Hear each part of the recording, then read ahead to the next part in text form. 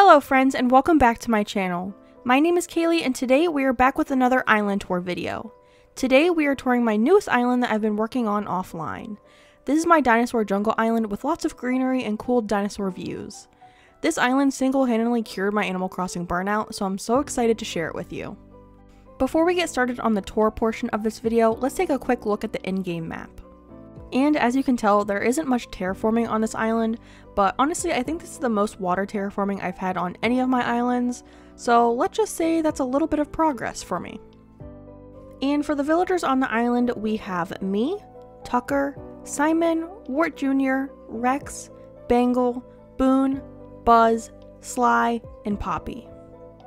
This is my first time not having all 10 villagers on an island, and I was actually only going to have 8 villagers, but Poppy visited the campsite and I just love him so much that I decided to bump him up to the 9th villager to keep him on the island. That's enough about the island. Let's start the actual tour, which I think is a lot more interesting than just staring at a map. I'm going to start the tour at the airport, but if you dream of the island, there will be gifts right outside of the resident services for a little outfit for you to wear. But right outside of the airport, we have our first dinosaur viewing spot.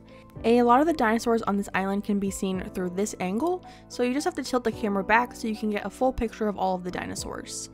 I also want to mention that this island was inspired by 2 AC&H creators.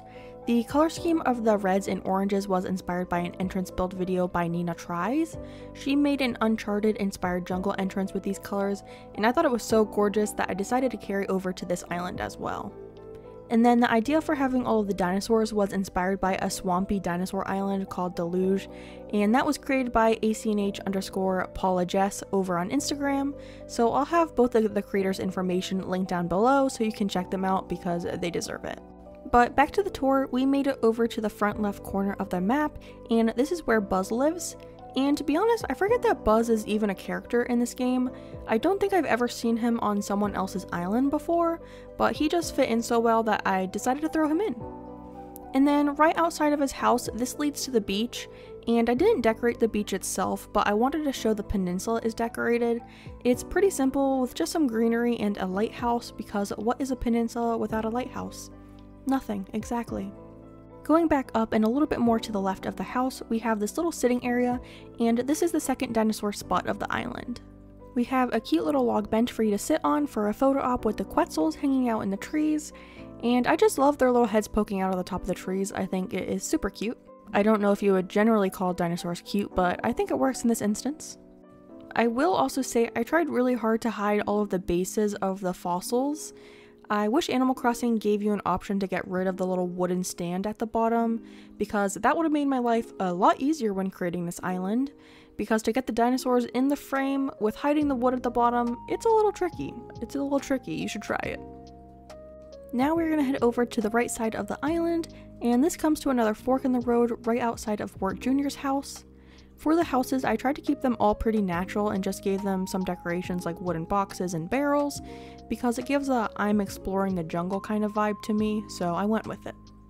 I also really love the bugs that come in these little cages, so those are scattered around as well, and I think it's nice because the crickets make noise, so it gives more of that natural jungle feeling when you have the crickets chirping in the background.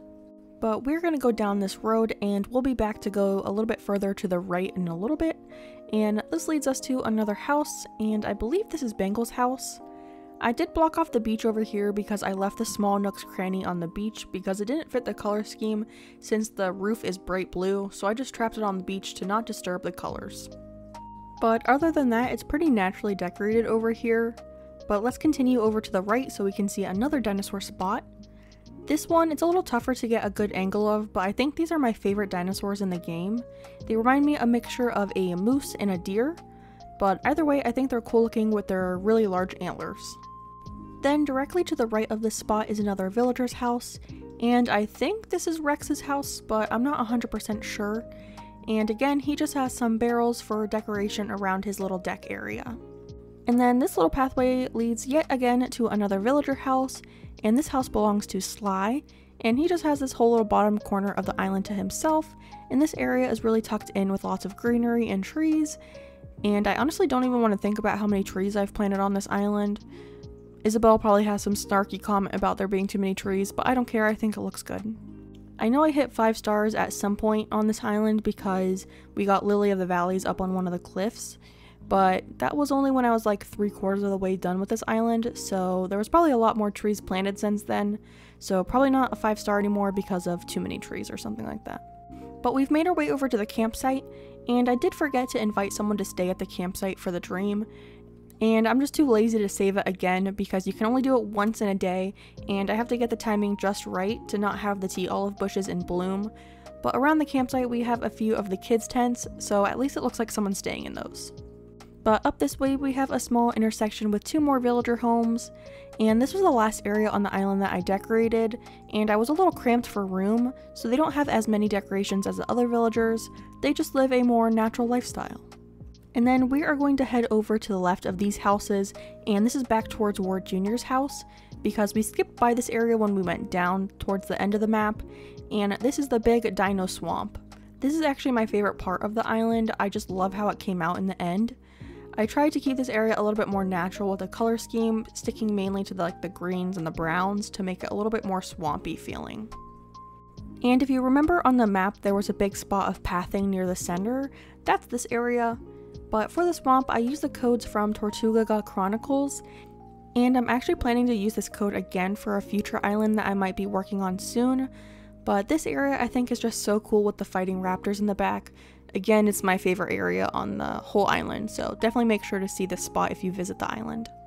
Alright, moving on. We are going to head back to that 4-way intersection, and we are going to go north of the island, and this will lead us to the museum. And as you can see, I decided to keep the museum in the tent, which is the elite museum in my opinion. I just wish we could place custom codes under the fencing around the tent. But this area is supposed to be a little hermit crab research area. I found this really cool tide pool code and I thought it was perfect for the hermit crabs, so they just have their whole own little research area. I also appreciate that the museum is an olive green color, so it went perfectly with the color scheme of the island, because having a research tent in the jungle, it just makes sense. And then on the right side of the tent we have a little outdoor research spot where they can study the hermit crabs up close.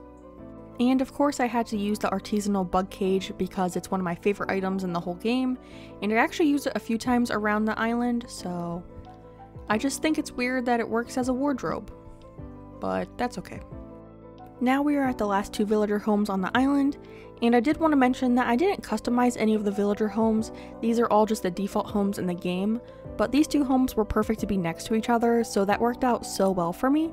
And for decoration I just gave them a little shared storage area. Oh, and this is Boone and Poppy's houses if you are curious. Alright, making our way over to the left side, and this is the last main area of the island, and it's the one area on the whole map that has water terraforming. It's just a little river with a waterfall, but it still counts.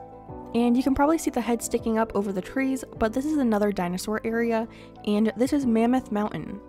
I was going to make a big valley in this area, but it wasn't working out for me, so instead we have a viewing area of some mammoths. I do wish we could shrink some of the fossils just a tiny bit, because I think this area would look so cute as a mom and baby mammoth duo, but I still like it with the 2 big mammoths. I do think the way I staggered them kind of makes the one on the right look a little bit smaller, so it kind of worked out how I wanted, but I still wish we had baby mammoths. We do have one more spot on the island to visit, and that's my character's house, and this is just on the other side of Resident Services. And I did cage in Resident Services because I feel like the fence item gave me Jurassic Park feelings, so the whole area is surrounded by fencing, and then you can sneak in the front, side, and back. As for my house, I wanted this to be a hotel or visitor center for the jungle, and I did actually decorate the house for once.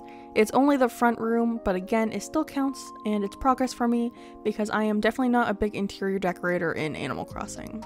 So this front room is supposed to be the check-in area or the main lobby of the hotel.